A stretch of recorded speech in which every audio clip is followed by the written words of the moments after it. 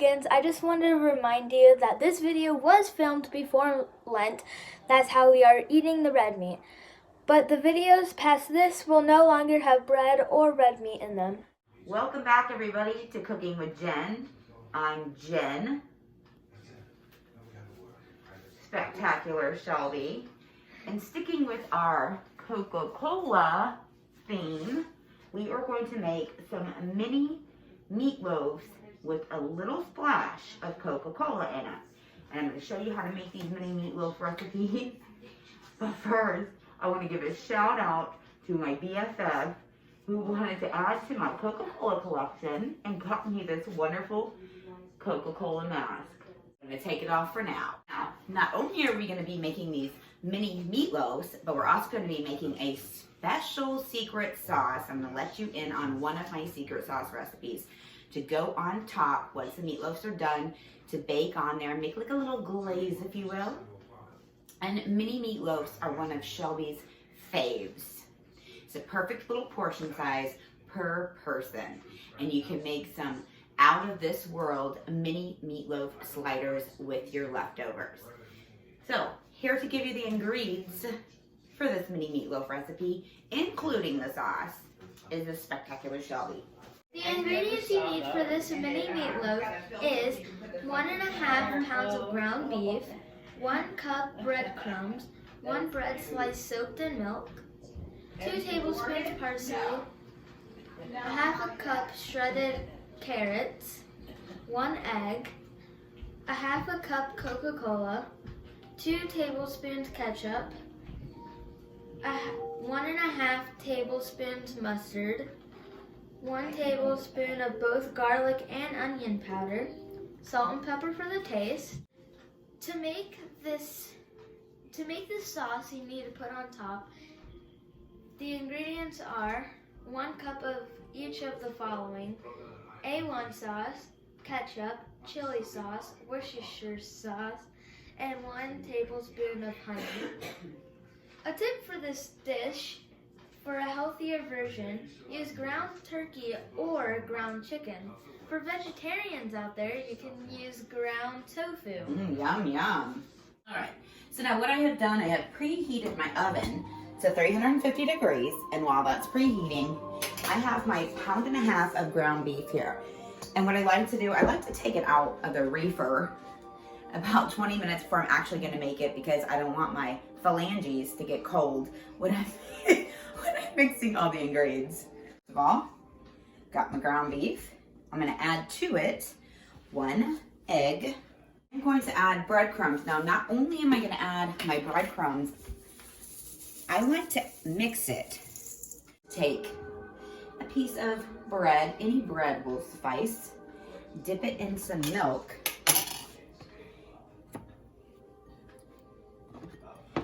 and all you're going to do, you're going to crumble it, just crumble it into your loaf mixture. Drain your milk, squeeze it out. Now, why am I doing this? I'm going to tell you. Shelby said she didn't know.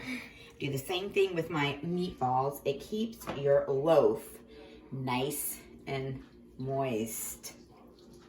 So I'm going to mix this stuff up first and then add my other ingredients.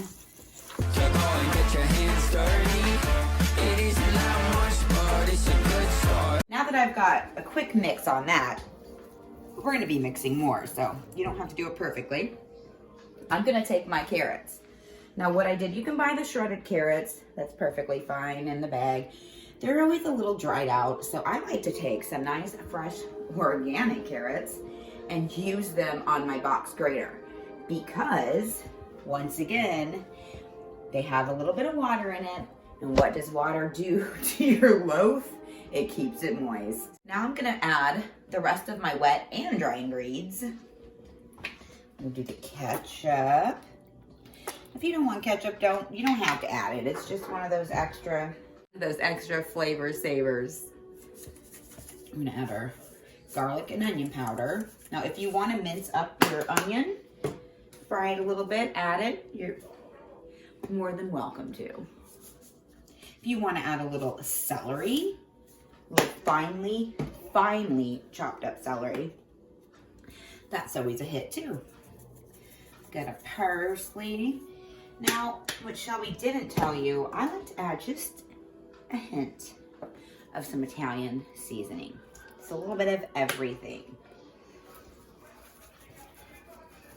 Last but not least, our wet ingredients is a nice, refreshing Coca-Cola. Remember, that was a half cup, folks. Now, once again, it's time to get our hands dirty. Get your hands dirty.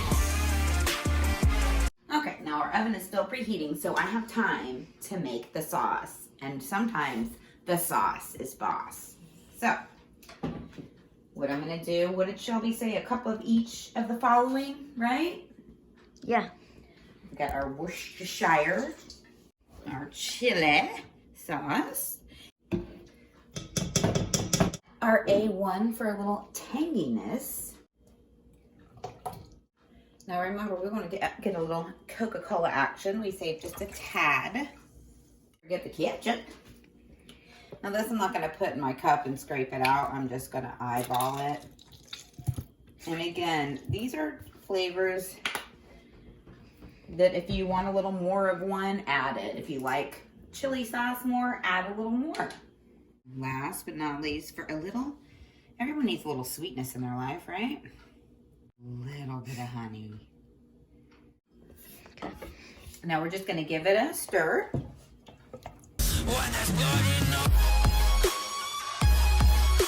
So our sauce is put aside.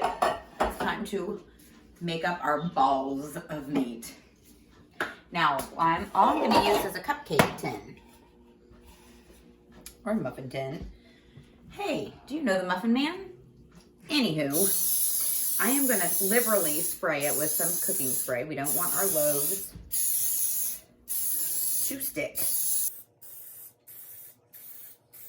We have two choices here. We can use our hands, or we can use the ice cream scoop. I am choosing to use an ice cream scoop. And they don't have to be perfect little balls. I mean, nothing's perfect anymore, right? Just gonna ball it. You want to fill it all the way. All right, guys, now it's time to put this bad boy into the oven. Remember, at 350 for 45 minutes. But as with anything else, we are going to rotate the loaves. So I am going to set my timer for 20 minutes to begin with, so then I can rotate the loaves. I've got my timer set. I'm gonna meet you back in 20, just so we can rotate and kind of take a peek on how our little mini babies are doing. And we're gonna wanna reach this in the end result to an internal temperature of 160 degrees. See you in a few. All right, guys, so we're back about 20 minutes later. Got the light on. Let's take a gander. Time to rotate the loaves. And we're gonna set our timer for our next 45 minutes. All right, guys, so it's been about 25 minutes. Our timer is about to go off. So now we're gonna check these guys. Before I turn my oven off, I'm quite positive that they're to 10. Gander. Excuse my dirty oven. Now what I'm gonna do, let me take my temp. But like I said, I highly doubt I'm gonna have to re-put them. Oh, absolutely not. And they're still nice and moist on top. All right, so now what I'm gonna wanna do with these, I'm gonna want to let these just settle into their own juices for about, 5-10 minutes. And while it's doing that, what I'm gonna do, I'm gonna give my sauce another quick stir.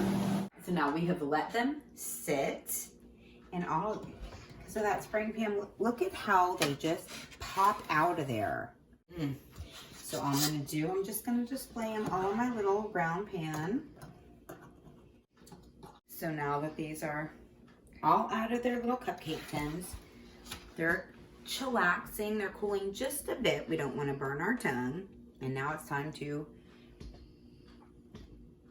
drizzle my snizzle. A little bit of sauce. Is it time to lead or is it time to die? Time to raise or walk on by. Alright guys, so now it is time to plate up, not only plate up, but dry this delicious mini meatloaf pie.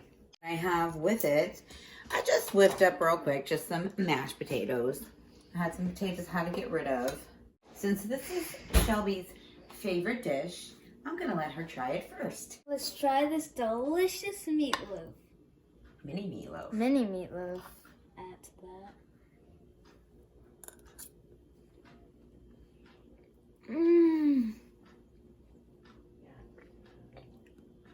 It's so delicious. Is it moist? It is very moist. I wonder what makes it moist. Probably those carrots, freshly grated carrots, and that little bit of bread soaked in milk. Definitely. All right, guys, so there you have it.